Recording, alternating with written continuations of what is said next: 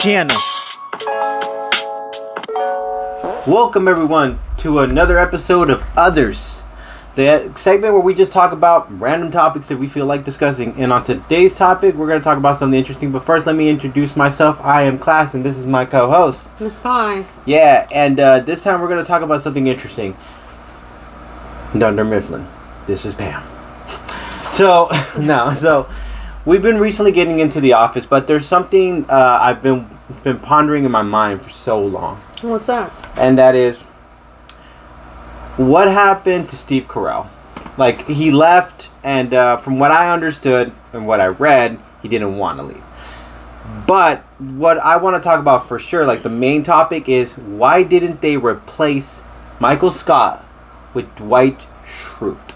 Or should I say Agent Michael Scarn?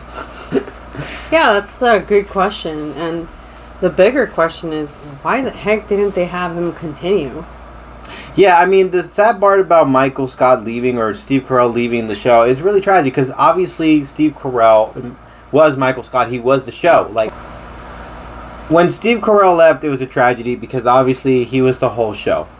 I don't know, from what I understood, maybe it's because they were trying to go cleaner, because obviously his jokes, his character was a little over the top for certain people. Maybe it was too offensive. I have no idea, but to be honest, he was the show. Steve Carell really stole it as Michael Scott, so the fact that he's not in the show, it was madness. But if you were going to replace the man, why did you replace him with random characters and then decide to go with Ed Helms, no offense to the actor Ed Helms, as Andy Dwyer, to replace Michael Scott? You went from somewhat rated R to PG-13, or PG-13 to PG. I'm not even gonna lie, I didn't make it like that far into the show.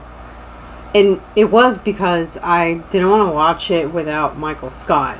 He has this personality. Like, how could you have gotten rid of the most important character? Like, yeah, he is literally why everybody watched the show.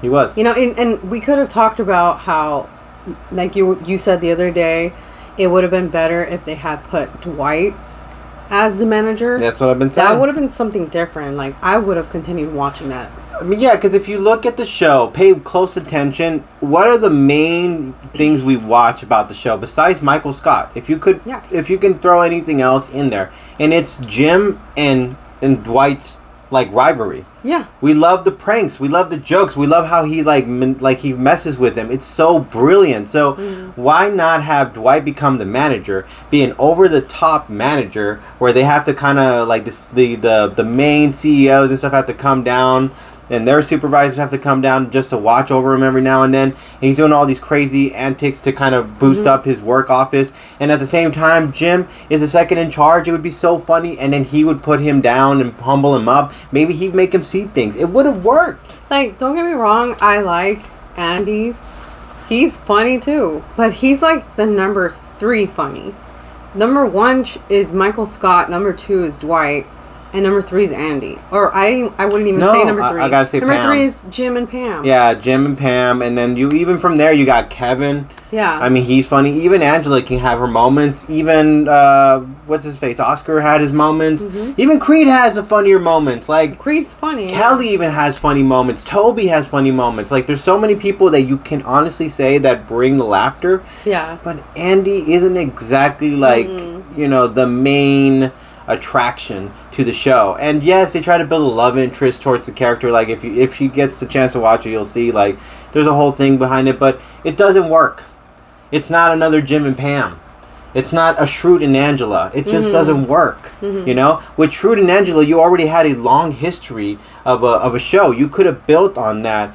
Like, their love, even though it's peculiar, even though it's odd, that odd love would have really worked itself out, no? I mean, it would have worked perfectly, along with Jim's, like, being the second guy in charge, along with all this stuff. Like, there was so much things that they could have moved forward with Dwight taking the crown and taking the throne, because obviously he's got emotions, he's got character, he's got range, he's got personality. He clearly is one of the best people, along with Michael, to be the part of key essential to the show, you know?